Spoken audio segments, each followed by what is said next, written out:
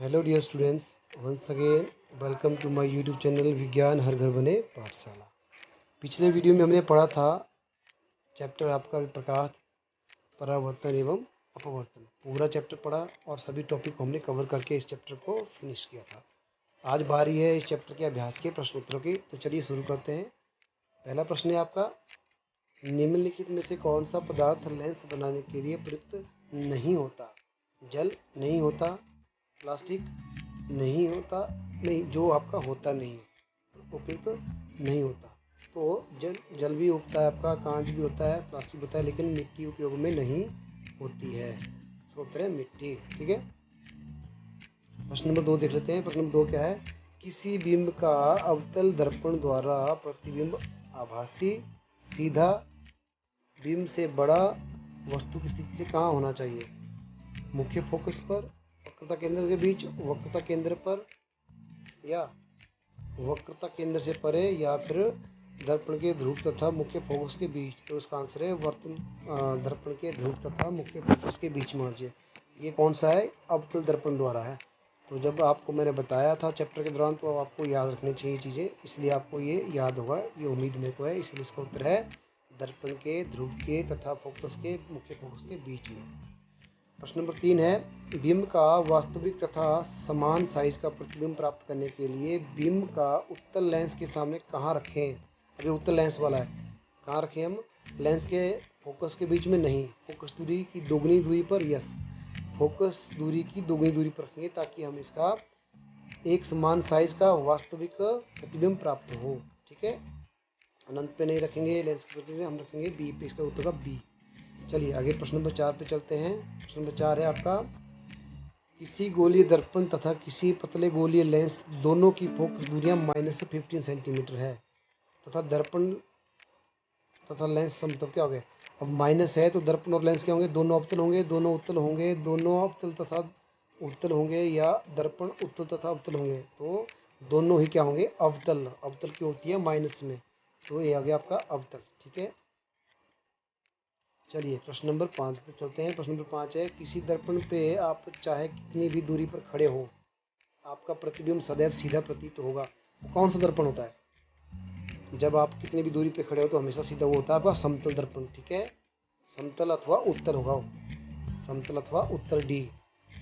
प्रश्न नंबर 6 की तरफ चलते हैं। किसी शब्दकोश या डिक्शनरी में पाए गए छोटे अक्षरों को पढ़ते समय आप निम्न में से कौन सा लेंस लेंगे? 50 सेंटीमीटर फोकस दूरी वाला उत्तल लेंस, 50 सेंटीमीटर फोकस दूरी वाला अवतल लेंस, 50 सेंटीमीटर फोकस दूरी वाला उत्तल लेंस, या 50 सेंटीमीटर फोकस दूरी का एक अवतल लेंस। क्या लेंगे हम? हम लेंगे उत्तल लेंस। 50 सेंटीमीटर फोकस दूरी वाला एक उत्तल लेंस हम लेंगे, 50 सेंटीमीटर फोकस वाला एक उत्तल लेंस। ठीक है, चलिए प्रश्न नंबर 7 देखते हैं। प्रश्न नंबर 7 क्या है आपका? 15 सेंटीमीटर फोकस दूरी के एक अवतल लेंस अवतल दर्पण का उपयोग करके हम किसी बिंब का प्रतिबिंब सीधा प्राप्त करना चाहते हैं। तो बिंब का दर्पण से दूरी का परिसर या रेंज क्या होना चाहिए? प्रतिबिंब की प्रकृति कैसी है? प्रतिबिंब बिंब से बड़ा है अथवा छोटा है? इस स्थिति में प्रतिबिंब बनने का किरण आरेख बनाइए। तो इतनी सारी चीज़ें ज्ञात करनी है हमने। चलिए इसका उत्तर देखते हैं। बिंब का दर्पण से दूरी का परिसर दिया हुआ है 15 सेंटीमीटर। ठीक है, तो प्रतिबिंब आभासी होगा, प्रतिबिंब बिंब से बड़ा होगा या सीधा होगा। ठीक है, अब इसका हमने रेखा चित्र बनाना है। तो इसका रेखा चित्र बनेगा इस प्रकार से। ये आपका एक अवतल लेंस है, इसकी 15 सेंटीमीटर दूरी दी हुई है। ठीक है, तो यहाँ से लेके ए बी तक ये 15 है। इसकी जब इम बनेगी तो ये आभासी बनेगा, सीधा बनेगा, और बीम से पीछे को आभासी बनेगा। ठीक है, तो इस प्रकार इमेज बना सकते हैं। चलिए अगले प्रश्न पर, प्रश्न नंबर 8, निम्न स्थितियों में प्रयुक्त दर्पण का प्रकार बताइए। नंबर 1, किसी कार का अग्रद्वीप हेडलाइट। तो अग्रद्वीप पे कौन सा होता है? किसी कार के अग्रद्वीप में होता है आपका अवतल लेंस। कौन सा? अवतल लेंस, मैंने आपको बताया चैप्टर दौरान। दूसरा, किसी वाहन का पार्श्व दर्पण। पीछे वाले दर्पण में आप कौन सा दर्पण देखते हैं? पीछे वाले जो दर्पण होते हैं गाड़ियों में, जो पीछे दृश्य देखने होते हैं, उसके लिए आप कौन सा दर्पण यूज करते हैं? उत्तल, जाएगा उत्तल। और सौर भट्टी में कौन सा होता है? सौर भट्टी में भी आपका उत्तल, अवतल, सॉरी, सौर भट्टी में बड़े जो अवतल दर्पण होते हैं सौर भट्टी में होता है आपका बड़े अवतल दर्पण का प्रयोग। ठीक है, चलिए प्रश्न नंबर 9 तक चलते हैं। प्रश्न नंबर 9 है, किसी उत्तल लेंस का आधा भाग केवल काले कागज से ढक दिया जाए। ठीक है, क्या यह लेंस किसी बिंब का पूरा प्रतिबिंब बना पाएगा? अपने आप के प्रयोग द्वारा जांच कर सकते हैं, प्रेक्षणों की व्याख्या कर सकते हैं। बिल्कुल बना पाएगा, क्योंकि अगर आप जो आधा भाग है उसको मानिए आप है ही नहीं, जब आप मानेंगे आधा भाग उतना ही लेंस है तो वो बनाएगा।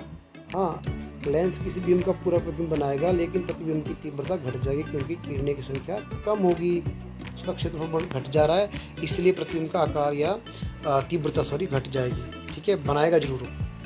चलिए प्रश्न नंबर 10 देखते हैं। 5 सेंटीमीटर लंबा कोई बिंब 10 सेंटीमीटर फोकस दूरी के किसी अभिसारी लेंस के 25 सेंटीमीटर दूरी पर रखा जाता है। अब प्रकाश किरण जो है आरेख खींचकर हमें यह बताना है कि प्रतिबिंब की स्थिति क्या है, साइज क्या है और प्रकृति क्या है। तो देखिए, ये हमने एक आरेख बनाया, इस तरह से बनाएंगे आप। अब इसमें क्या दिख रहा है आपको? एक तो आपका ये बिंब है, एक लेंस है आपका, ये अभिसारी लेंस है यानी उत्तल लेंस है। इसके हमने 50 सेंटीमीटर दूर हमने क्या किया, एक बिंब रखा है। ये हमने इसका 25 सेंटीमीटर दूरी पर रखा है अभिसारी लेंस के, तो हम क्या करेंगे, इसकी फोकस दूरी होगी 10, तो इसका प्रतिबिंब इस तरह से बनेगा। इसमें हम देखेंगे H1 कितनी है, हाइट है 5 सेंटीमीटर और U क्या आपकी 25 सेंटीमीटर और F क्या है 10 सेंटीमीटर। तो आपको पता ही है lens formula 1/f = 1/v - 1/u। 1/f होता है यानी फोकल दूरी का आधा होता है 1/v/1/u। तो आपको फिर 1/v लग जाएगा पता, यानी 1/v आएगी आपकी 1/f फिर प्लस 1/u। इस प्रकार जो है यह हम ज्ञात कर सकते हैं। ठीक है, चलिए प्रश्न नंबर 11 की तरफ चलते हैं आगे। अभी ये अधूरा है, तो जब आपका फॉर्मूला ये 1/v प्लस 1/f आ गया, तो आगे आएगा आपका 1/v = 1/10 प्लस 1/-25। ये दिया हुआ है, और माइनस क्यों है? क्योंकि यह परिपाटीय जो हमारी कन्वेंशन है उसके जो है बाईं तरफ जो होता है वो है। तो 1/v = 5 - 2/50 और यानी आ गया आपका 3/50। तो v होगा 50/3 = 16.66 सेंटीमीटर। तो प्रतिबिंब लेंस की दूरी की तरफ दूसरी तरफ बनेगा और प्रतिबिंब वास्तविक एवं उल्टा बनेगा ये। अब H1/h = v/v। ठीक है, h क्या है आपकी हाइट ऑफ प्रतिबिंब की है और h आपकी हाइट ऑफ बिंब की है। तो हाइट ऑफ प्रतिबिंब यानी लेंथ जो ऊंचाई है प्रतिबिंब की वो आएगी v × h/u, यानी h1 की आएगी 50/3 25 आ गया तो 150/3 -25/1। तो ये वैल्यू पुट करेंगे तो इसकी हमारी वैल्यू आ जाएगी। तो प्रतिबिंब की ऊंचाई आएगी आपकी -3/-3.33 सेंटीमीटर। तो प्रतिबिंब क्या बना, उल्टा, और इसकी ऊंचाई हुई 3.3 सेंटीमीटर। माइनस का मतलब है प्रतिबिंब बना उल्टा नीचे की तरफ। चलिए नेक्स्ट प्रश्न देखते हैं। प्रश्न नंबर 11। 50 सेंटीमीटर फोकस दूरी का कोई अवतल लेंस किसी बिंब का प्रतिबिंब से 10 सेंटीमीटर दूरी पर बनता है। तो बिंब के लेंस की कितनी दूरी स्थित है, किरण आरेख खींच को बताइए। इसका किरण आरेख इस तरफ बनेगा। अब यहाँ पे फोकस दूरी -15 दी है, ठीक है, और v क्या दी हुआ है -10 सेंटीमीटर। तो हमें फार्मूला पता है, जो हमारा lens formula 1/f = 1/v - 1/u, या 1/u निकालना है तो 1/v - 1/f। ठीक है, इस प्रकार हम इसकी वैल्यू पुट करेंगे तो हमारा आ जाएगा -30 सेंटीमीटर, जो यहाँ पे दिया हुआ है। इस तरह से आप इसको निकाल सकते हो। तो बिंब लेंस से 30 सेंटीमीटर दूरी पर स्थित होगा। चलिए नेक्स्ट प्रश्न, प्रश्न नंबर 12। 15 सेंटीमीटर फोकस दूरी के किसी उत्तल लेंस दर्पण को कोई बिंब 10 सेंटीमीटर दूरी पर रखता है। तो प्रतिबिंब की स्थिति और प्रकृति ज्ञात करनी है हमें। इसकी स्थिति और प्रकृति ज्ञात करेंगे, वो कैसी होगी चलिए देखते हैं। तो देखिए इसमें दिया हुआ u -10 सेंटीमीटर, f दिया है +15 सेंटीमीटर और v हमें ज्ञात करना है।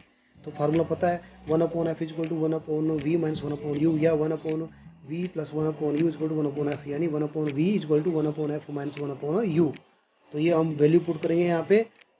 तो 1/v जो वैल्यू पुट करेंगे हम ना इसकी, तो 1/v = 1/15। ठीक है, f क्या है 1/15 प्लस 1/10, तो 2 + 3/30। तो 1/v आएगा बच्चों 5/30 यानी 6 सेंटीमीटर। तो v हुई आपकी 6 सेंटीमीटर। इसका मतलब हुआ प्रतिबिंब जो है 6 सेंटीमीटर दूरी पर दर्पण के पीछे बनता है और प्रतिबिंब आभासी रहेगा और सीधा रहेगा। और मैग्नीफिकेशन क्या रहेगा, आवर्धन क्या होगा, -v/u यानी 6 यानी 0.6। तो यह आवर्धन क्या रहेगा, धनात्मक रहेगा और इसलिए प्रतिबिंब सीधा आभासी बनेगा। चलिए अगला प्रश्न देखते हैं, प्रश्न नंबर 13। एक समतल दर्पण द्वारा उत्पन्न आवर्धन +1 है। इसका क्या अर्थ है? इसका अर्थ यह है कि जो आभासी जो बनेगा आपका प्रतिबिंब वो आभासी और सीधा बनेगा, साइज के बराबर बनेगा, धनात्मक है, इसका मतलब है प्रतिबिंब आभासी और सीधा बनेगा। उसके बाद है प्रश्न नंबर 14। प्रश्न नंबर 14 देख लेते हैं। प्रश्न नंबर 14 है आपका 15 सेंटीमीटर 5 सेंटीमीटर लंबाई का कोई बिंब 30 सेंटीमीटर वक्रता त्रिज्या के समेत किसी उत्तल दर्पण के सामने 20 सेंटीमीटर दूरी पर रखा गया है। तो प्रतिबिंब की स्थिति, प्रकृति और साइज ज्ञात करना है। तो इसमें दिया क्या है, वक्रता त्रिज्या दी है +30 सेंटीमीटर, फोकस दूरी दी है +15 सेंटीमीटर, वस्तु की दूरी दी है -20 सेंटीमीटर और ऊंचाई दी है +5 सेंटीमीटर। तो हमें पता है फार्मूले का 1/f = 1/u + 1/v। तो हम निकाल सकते हैं यहाँ से u और h। तो 1/15 = 1/-20 + 1/v। अब यहाँ से v निकल जाएगा, 1/v आया आगे और 1/15 + 1/20 आ जाएगा आपका 7.60। तो v क्या हुआ फिर 60/70, ठीक है, v हुआ 60/70 यानी 8.57 सेंटीमीटर। तो v तो निकल गया। अब निकालना हमने मैग्नीफिकेशन। मैग्नीफिकेशन फॉर्म होता है h1/h यानी -v/u। तो h1 क्या आ जाएगा, -v × h/u और h1 आ जाएगा -8.57 × 5/-20 = 2.14 सेंटीमीटर।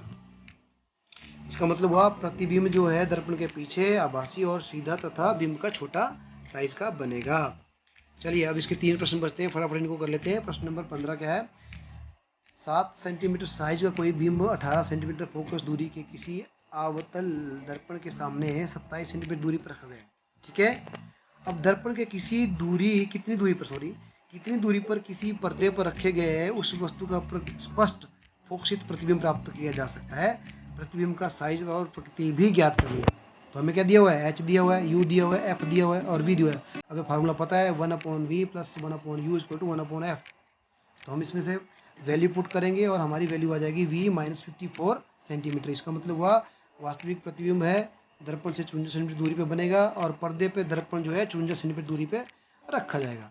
अब मैग्नीफिकेशन कितनी आ जाएगी, m = -v/u यानी -54 यानी -2। तो मैग्नीफिकेशन है -2 इसकी।